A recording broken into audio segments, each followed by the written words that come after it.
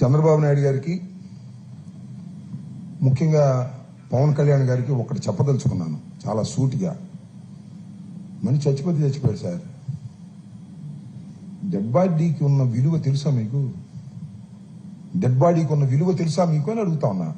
Mister Pawan Kalyan గారు, mister Nara Chandrababu Naidu గారు, యుద్ధంలో ఎవడైనా చనిపోతే డెడ్ బాడీని తీసుకొస్తారు.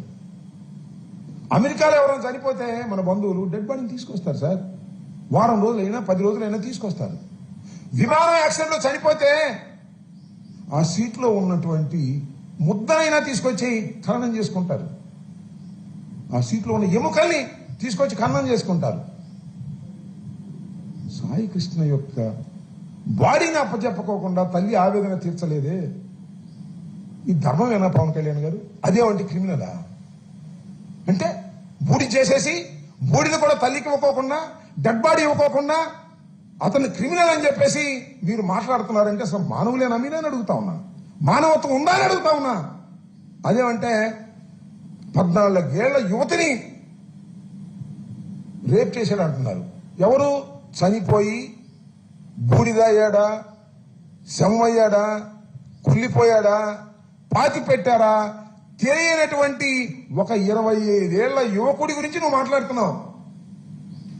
అప్పుడు 14 ఏళ్ల యువతి వాళ్ళ 24 ఏళ్ళయి చెప్పింది, ఒట్టిదేనండి, మా బావండి, నన్ను రేపు చేయలేదండి అని చెబితే నీకేం సిగ్గుంటుందా? మళ్ళీ పదే అంటున్నాడు, పైగా మాలేసుకుని అంటున్నాడు పవన్ కళ్యాణ్ గారు. ఏమైంది ధర్మం అనేది? డెడ్ బాడీ తల్లి చూడకోకుండా మీరు ఆవేదన చెందుతున్నారే, ఆ ముళ్లపూడి విజయలక్ష్మి గారి ఉసులు కొడితే మీకు చంద్రబాబు నాయుడు గారు, పవన్ కళ్యాణ్ గారు గుర్తుపెట్టుకోమని మనం చేస్తున్నాం. ఇప్పటికైనా గుప్పిడి బూడి తిప్పించండి, ఆ తల్లి ఆవేదన తీర్చండి అని ఈ సందర్భంగా నేను చెప్పదలుచుకున్నాను. ఇంకా కూడా మీరు అదే డబాయింపు సెక్షన్, అమరావతిలో రాళ్లేంచి డబాయిస్తారు, లేదు లాకప్ డెత్ అయిపోయిన తర్వాత దాన్ని డబాయిస్తారు, మా మీద కేసులు పెడతారు. ఇంకా ఈ లాకప్ డెత్తులు ఎవరన్నా పొలిటీషియన్స్ కూడా ఇరికించి పెడతారో నాకు తెలియదు. వైసీపీ వాళ్ళు ఇంత దారుణంగా మీరు వ్యవహరిస్తున్నారు, ఇది సరైనటువంటి పద్ధతి కాదు. ఏది ఏమైనా ఇంకొక మాట చివరిలో చెప్పదలుచుకున్నాను. ద స్పెషల్ ఇన్వెస్టిగేషన్ టీమ్ కి నేను this representation has given just now. నేను మళ్ళా రిజిస్టర్ పోస్టులో కూడా పంపిస్తాను. దీని మీద వాళ్ళు ఆలోచన చేయవలసిందిగా నేను కోరుతున్నాను. మీ అందరికీ కూడా దీన్ని సర్క్యులేట్ చేస్తాను. మా మీద 2 ఎఫ్ఐఆర్లు దిగినాయి. తెలుసానే ఉంటారు మమ్మల్ని కొట్టడం, మా మీద ఎఫ్ఐఆర్లు తెంచడం, పోలీసులు మీ చేతిలో ఉన్నారని. ఈ ఎఫ్ఐఆర్లకు మేమేం భయపడం, మేము సిద్ధంగా ఉన్నాం. చాప చంక సర్దుకుని ఇక్కడికి పారిపోం. అరెస్ట్ చేసి చేసుకోండి, చట్ట ప్రకారం పోరాడతామని కూడా ఈ సందర్భంగా చెప్పదలుచుకున్నాను.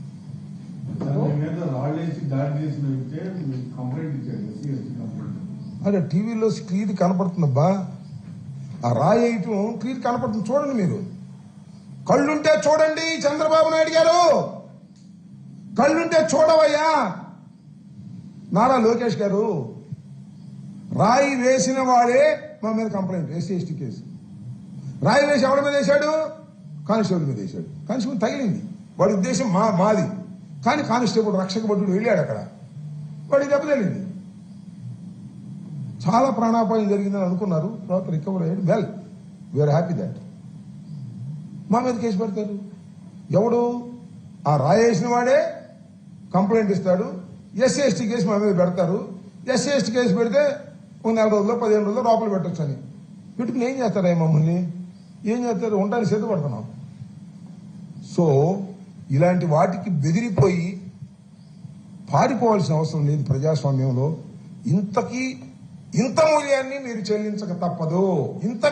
ఇంత మూల్యాన్ని రాబోయే కాలంలో చెల్లించక తప్పదు.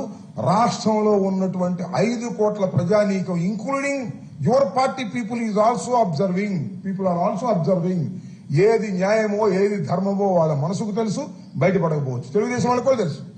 మేము అక్కడికి వెళ్ళింది తెలుసు, మా రాళ్ళేసింది తెలుసు, మేము ఎవరిని తీసుకెళ్లలేదు రాళ్ళేయటానికి అది తెలుసు, మా కార్లు పగిలగొట్టింది తెలుసు. కానీ మరి కొన్ని ఎల్లో మీడియా మాత్రం మేమే రాళ్ళేసాం, మేము రాళ్ళైతే మా కార్లు ఎందుకు పోయినాయి? అబ్బా ఏంటిది? వాళ్ళకి ఎవరికైనా ఒక దెబ్బ తగిలిందా? చెప్పండి. చాలా దుర్మార్గం. ఈ దుర్మార్గాలు కలకాలం సాగవనే విషయాన్ని కూడా నారా చంద్రబాబు నాయుడు గారు గుర్తుపెట్టి డబాయిస్తున్నాడు. చంద్రబాబు నాయుడు గారు ఇంకా డబాయిస్తున్నాడు. ఇందాక ఎక్కడ డబాయిస్తున్నాడు చూస్తున్నా. రైతులు ఆవేదన ఉంటే వాళ్ళు దగ్గరికి వెళ్తే వాళ్ళు తిరగబెడతారా?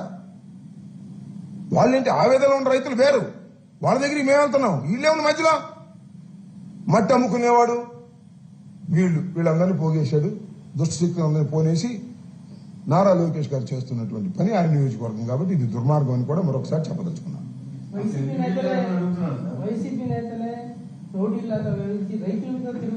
చూడమనబ్బా, వీడియోలు ఉన్నాయిగా, సోషల్ మీడియాలో ఉన్నాయి, చూపించమను. నాకేం అభ్యంతరం లేదు. ఎవరు రాయేశారు చూపించమను. రాయేసిన వాడు కనపడ్డాడు కదా, రౌండ్ చేయి, చూడండి. స్క్రీన్ పెద్ద చేసి చూసి మనం చూడమనండి పోలీస్ డిపార్ట్మెంట్ వాళ్ళని. వాళ్ళు చూడరు, కేసు పెట్టేస్తారు ముందు. ఏంటి